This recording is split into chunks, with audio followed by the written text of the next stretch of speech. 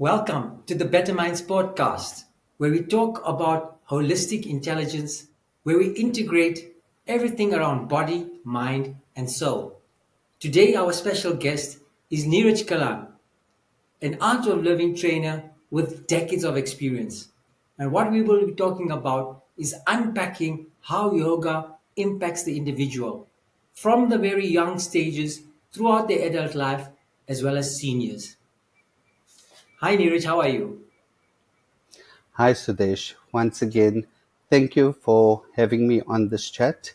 Very excited to have this discussion and share the little that I know about yoga and my experience of yoga.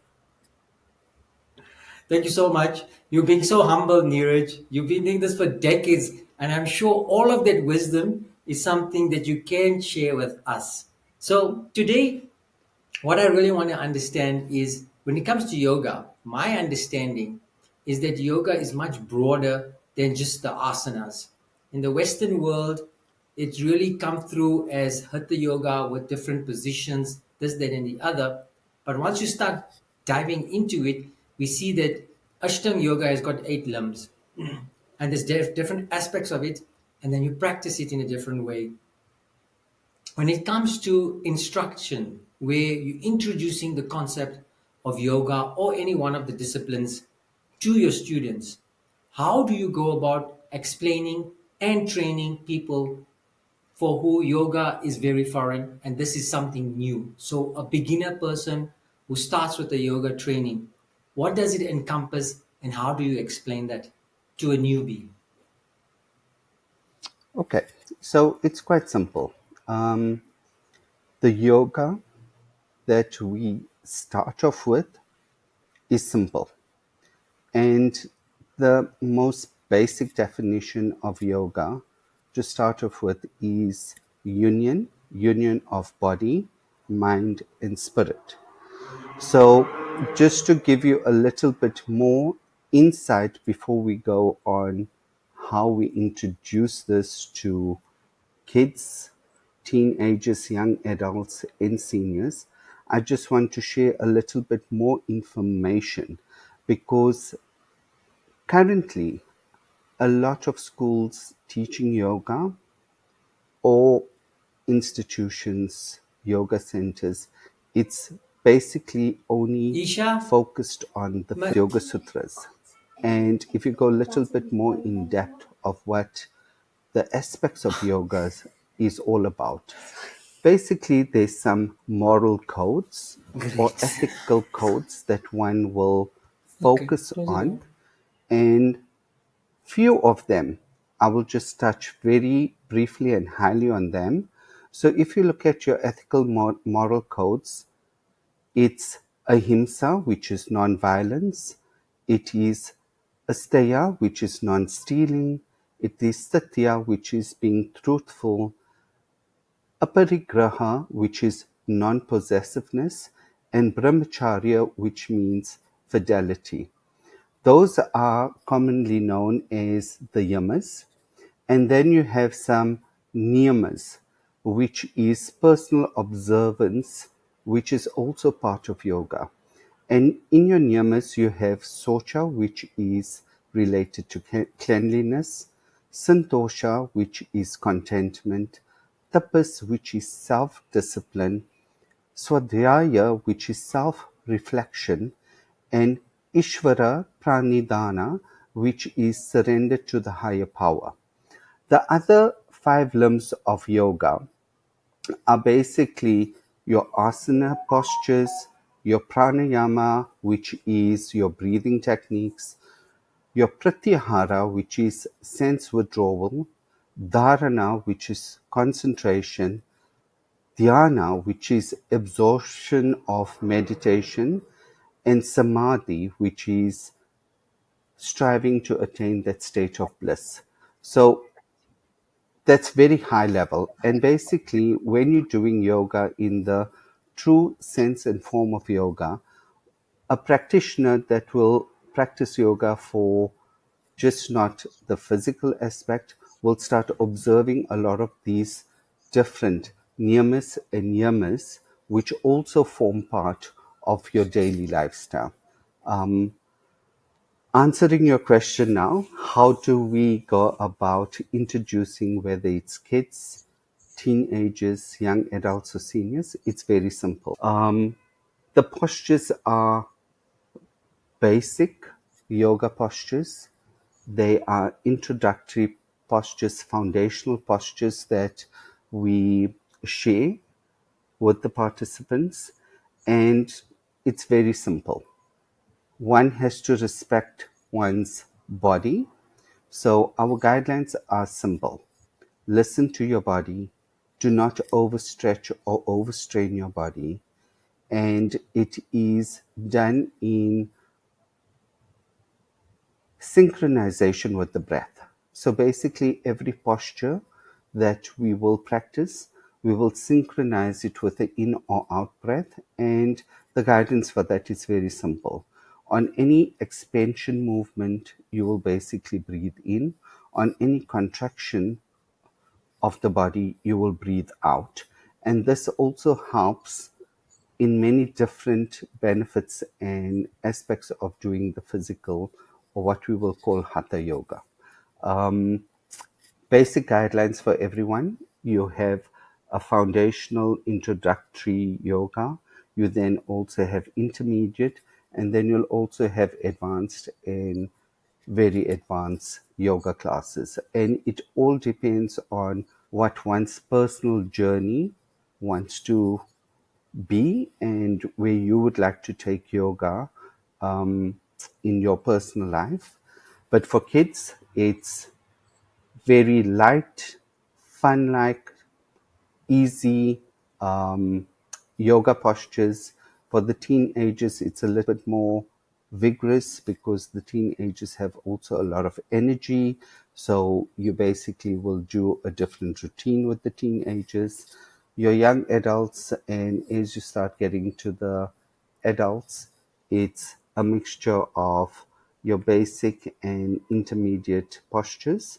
Um, and with this, you also have what we call, after the yoga, yoga nidra, which is the rest period, which is very important when you're doing your yoga. So your energies and your body also just relaxes after the yoga, so you can then get the full benefit of the routine that you've just performed.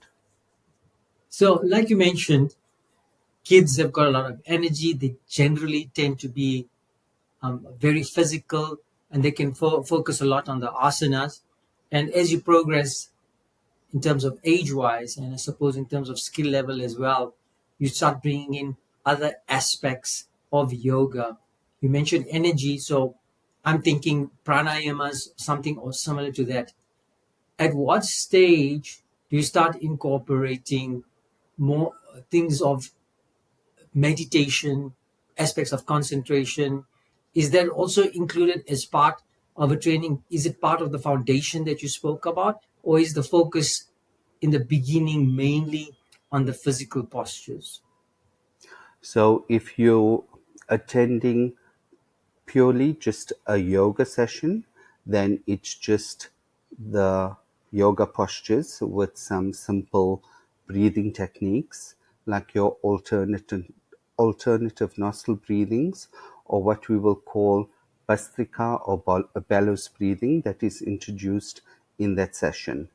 If you are doing one of our more foundational programs, which is called the happiness program, that basically incorporates your basic yoga, your pranayama, your specialized breathing technique, which is called the sky technique or sudarshan kriya. And together with that, there are multiple meditation techniques that you also get introduced to in the workshop. So if it's purely yoga, then it's just yoga with some pranayama. But if you're joining a happiness program, then it's a combination of all of those aspects that I've just mentioned. Okay. So, on a more practical level, I attend the class as an adult. I learn all the techniques, but I start having trouble with doing one of the asanas, in the sense that I do not favor it as much compared to another aspect of yoga. Let's say that I take more to the pranayamas and I'm not favoring so much the asanas. Does that impact in terms of my journey? And what is the, how do you balance the different aspects of yoga at a more practical level? Everybody's got their own preferences. The training is one thing, but then in terms of what I'm doing on a daily basis, how do I balance, or what are the advantages or disadvantages if I decide to focus on just a specific aspect and ignore other aspects of it? What happens then? Does it really impact? Does the benefit stay the same? You know, how do we actually take it forward from that perspective? Cool. So that's a very important question that you have raised, right? So I'm going to explain it in a way that maybe everyone can relate to. So it's like a vehicle, okay? If you purchase a vehicle and if you don't utilize your vehicle for a year, what's going to happen? You're going to Battery is going to have be dead. uh, battery is going to be dead, your oil is going to clog up, it's not going to start up, there's going to be multiple issues. If you're utilizing your car um, over a period of time, you know you'll have to take it in for service, right? And then you have your minor service and you've got your major service as well. So likewise, on a daily basis, we are doing physical activity, okay? And that physical activity can relate to some level of your yoga for the day, okay? But what's important is that if you prefer only to do pranayama and meditation, it's fine. But what happens when you do your yoga?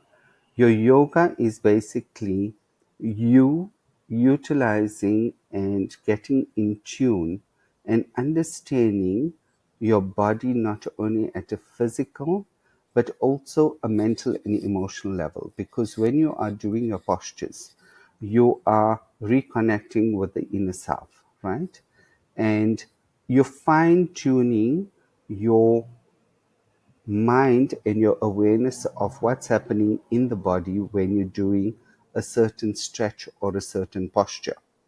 And your body will speak to you. So, even if you're not doing yoga, but on a day to day basis, if you're just doing a certain activity, and on a particular day, if you lift up a box and you get a lower back pain, your body is signaling to you that, listen, there is a slight challenge in this area. You need to attend to it and take care of it.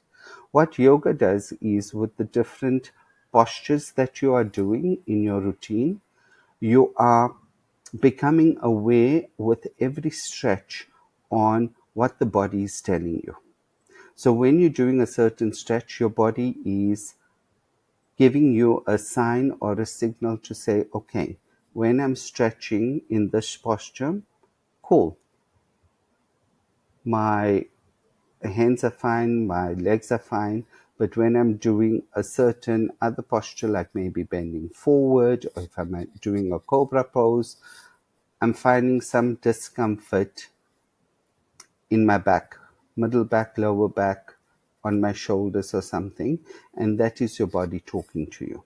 Okay. So your body will always talk to you when there is some sort of unnatural exertion or unexpected exertion, or a natural exertion when you're doing what's most natural for the body.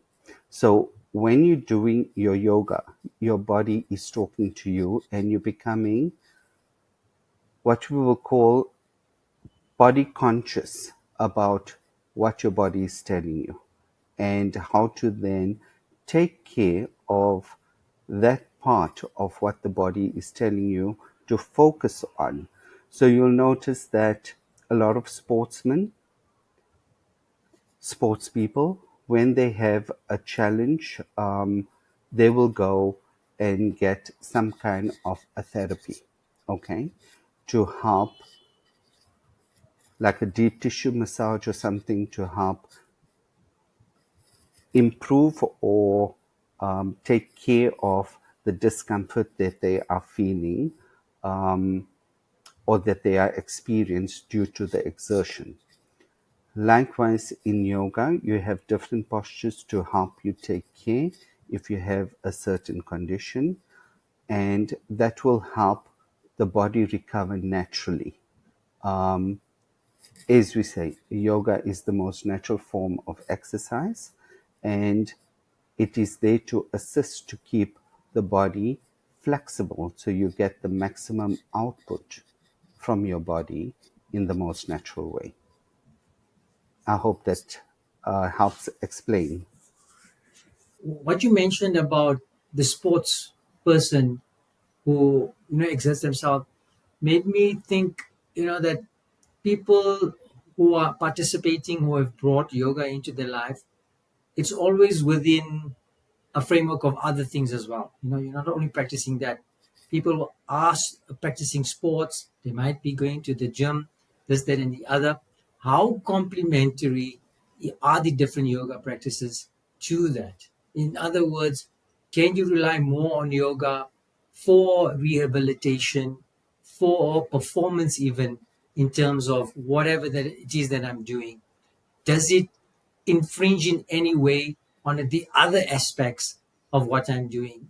Can you easily incorporate it without it becoming something that's a hindrance? If somebody's looking for sports performance, somebody wants to pick up muscle, etc., going to the gym, they're going to go onto a specific diet, they've got a workout plan, etc., but then they also want to participate in the yoga exercises. Does this form any issues for them? Is there a way to integrate it so that everything works together nicely? Definitely no conflict at all. In fact, it's more complementary if you do a yoga routine with any other form of exercise that you are doing. If you look at, for example, someone that's going to be running, okay, what will they start off with? They will start off with stretching the body first before they actually start running, because if they do not stretch, what you are doing is you're putting additional pressure or additional stress on your body without doing the stretch of stretching your muscles, your ligaments before you do the run. Okay. And therefore, if you're doing a yoga routine, it will only complement anything else that you are doing as part of your exercise regime or other exercise that you're doing. So whether you're cycling, running, swimming, it will help you give the flexibility the body requires for more impact and output from what you are wanting to achieve in your routine that you want to do as a sports person or just a general person, with your exercise routine. It will only enhance what you want to do. And this has been found as well with scientific studies and case studies, a lot of which is available online. So, you know, people can go and read up on this on how it complements and enhances one's physical as well as mental and spiritual journey if you're incorporating this in your day-to-day life. Okay. And talking of incorporating yoga into your life, more and more people are turning towards yoga. It's been around for some time, and meditation is also, as a discipline, as a practice, has been increasing more and more. What is the driving factor? So you've been as an instructor for a long time. From when you started to now, what is the are there specific driving factors, in other words motivations, that are getting people to start looking at yoga in terms of a practice, incorporating it into their life, whether it be for their physical well-being, mental, emotional. What are those main factors that are driving? What are they actually looking for to get out of a yoga practice? So, over the years, what you are noticing is that the medical fraternity has identified the benefits of yoga and the impact yoga and meditation has not only on the physical but also at the mental health level of an individual. And therefore, they will advocate that try out a yoga class, do some meditation, or they will even prescribe certain meditations if you're having mental strain um, in your life to help calm the mind. Okay. So when you're doing any yoga combined with meditation, what you are doing is you're not only taking care of any blockages in the body, and when we talk of energy, right? Sometimes you just feel dull and lethargic. And a lot of people, when they feel like this, they will say, okay, today I need to go and run just to shift Are my you there, energy Neeraj? or just to get that boost of energy. So, likewise, you notice that your energy levels shift when you are doing yoga and when you're combining it with a meditation practice, whether it's guided or a practice that you have learned, it helps release the stress, not only at a physical, but also at an emotional and mental level, where you release what the body has been holding on to. And it basically is freeing you from anything that is stuck and you need to shift or move it at a physical, mental, or emotional level. And therefore, you're noticing that more and more people are moving to yoga and meditation because when they are practicing, they are finding a immense difference in inner peace, contentment, level of happiness that you are not going to just get by focusing on something externally, but focusing on what's happening internally as well, because our lifestyles have become so busy and engaged just with outside activity that we are forgetting to look within and just even do like contemplation or reflection at the end of the day to say, sure, that was a busy day. How am I feeling? And what happens is when you're doing your yoga and meditation, it basically gives you that time for inner reflection so that you can get that balance that you are looking for at the end of the day to say, sure, that was a tough situation. Great. But in your meditation, it comes through as a thought and then you observe it and you just kind of let it go. Um, and not getting stuck or holding on to um, what happened during the day, but working through it consciously so that you can free yourself to take the next step forward in whatever the solution or situation is in a positive way. Instead of being reactive to it, you start responding in a more focused, clearer state of mind.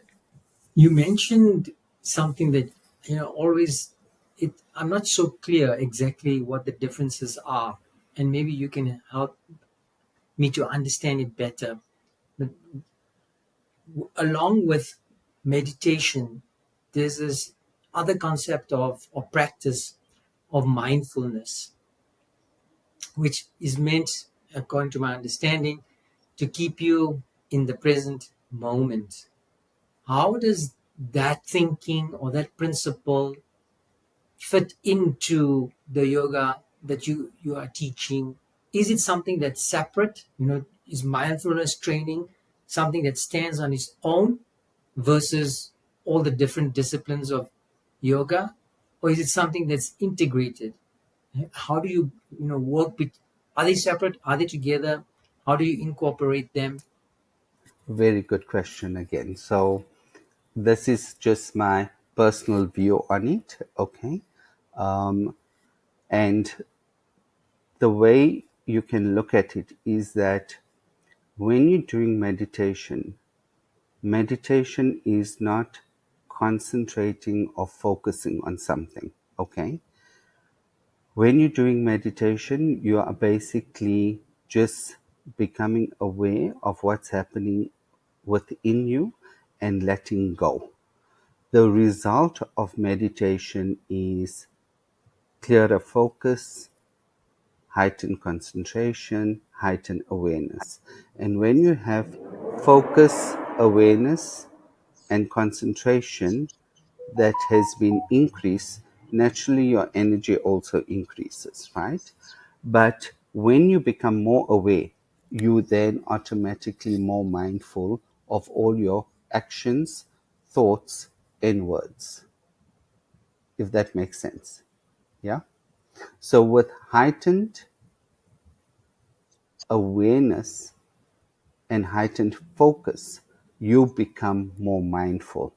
Mindfulness techniques are different from what you would do is meditation. And that's the difference. Yeah.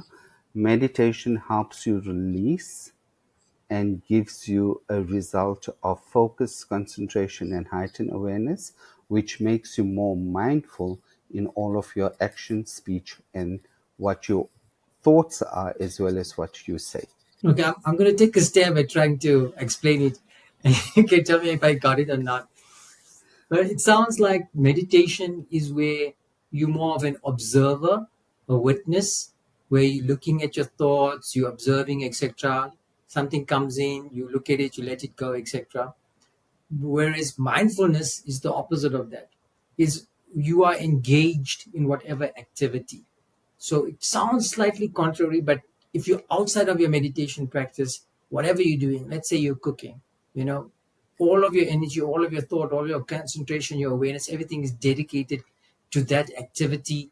You don't stray away from that. You focus and you give all of your senses. You enjoy, you're not listening to somebody talking or trying to multitask.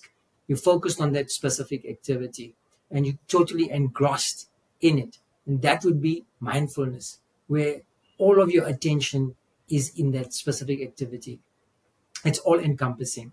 Whereas meditation, you step away from, when you're in your meditative practice, you step away from whatever's going on and you just remain an observer, as a witness, and just see whatever is coming, going with a heightened awareness. I'm not sure if you try and do any analysis.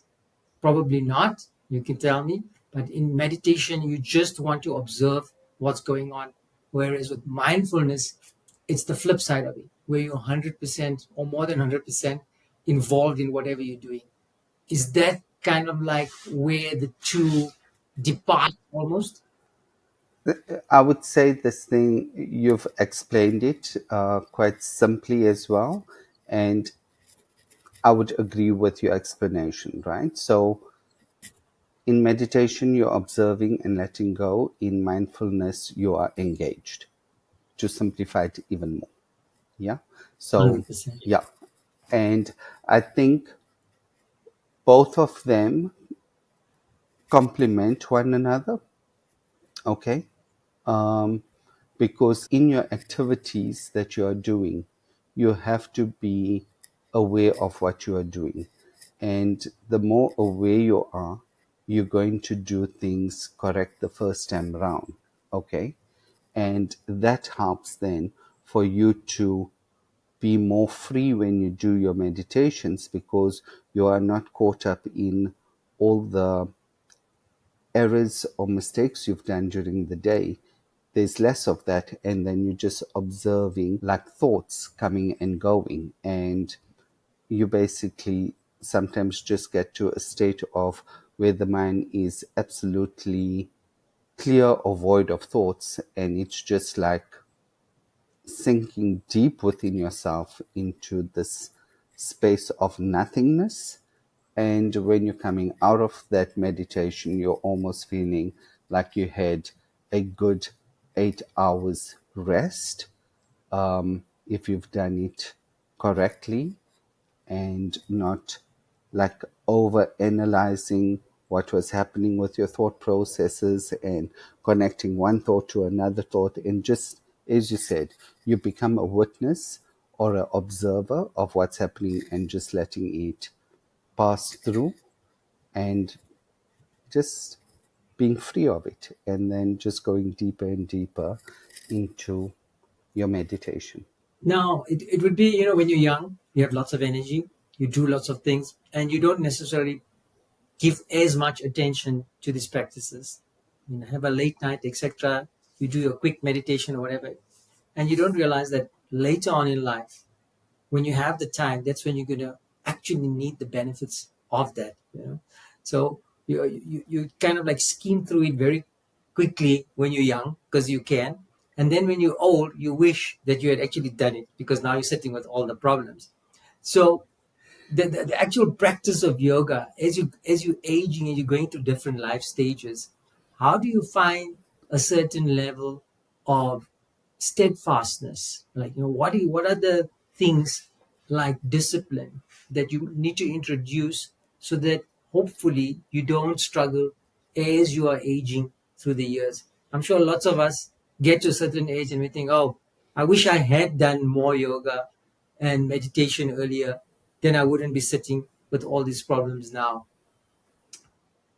Yeah, what kind of advice would you give to people who are midway in their journey? Like, what is the focus that they're going to need? What are the disciplines they're going to need so that they can actually get the benefits, not just now, but also later on in life? Cool. Awesome question. So we notice that whatever is good for us, we leave it right for the end of the day to do, right? And everything else will give our full attention and time from the time we wake up till the time it's time to retire and go to sleep, right? And the one piece of guidance I can give you is, or I can give the audience that's listening to this, is we focus on so much, we focus a lot of our effort on physical hygiene, right? So we wake up, do our thing in the morning, brush our teeth, have a shower, put on clean clothes, and start our day. But we forget about our mental hygiene. And what is the thing that governs most of your decisions or choices that you're making in the day? It is this, right? So do your meditation or your yoga and meditation practice as part of your daily routine of having a shower. It's that simple, okay? Because the more you do your mental hygiene discipline and practice, the more in tune, and what we will say is you become more intuitive to making the right choice and the right decision moment to moment, situation by situation, engagement by engagement, because you're clearing out the garbage from here to keep that focus and clarity not to be muddled with a lot of other stuff, to make the right conscious decision in that moment of whatever the best decision is in that time, space, and situation. Okay. And what we all start realizing is that as we get older, we actually start valuing what's happening up here more than what's physically achievable. Okay. And they say that you can have a strong body, but if you have a weak mind, not a good situation. Okay. Because weak mind will weaken the body. But if you have a weak body but a strong mind, you will still overcome any physical challenges that you might have. And therefore, as we, I don't like to say getting older, but as we get wiser year by year, we start realizing that this governs everything that we are doing. And therefore, to keep this in a good shape is very, very important. So, do your mental hygiene as part of your daily practice, and it should be natural. You do that with your physical hygiene as well, and you will have a good, healthy life going forward. I like the emphasis on mental practices, thinking.